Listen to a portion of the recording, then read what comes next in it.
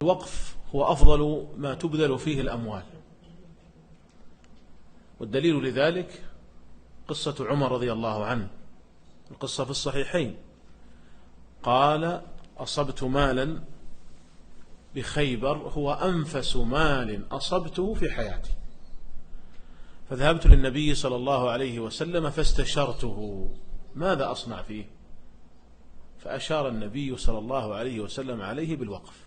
قال أهل العلم: المستشار مؤتمن، ولو كان هناك شيء تبذل فيه الأموال أفضل من الوقف لأشار به النبي صلى الله عليه وسلم على عمر، فدل هذا على أن أفضل ما تبذل فيه الأموال الأوقاف.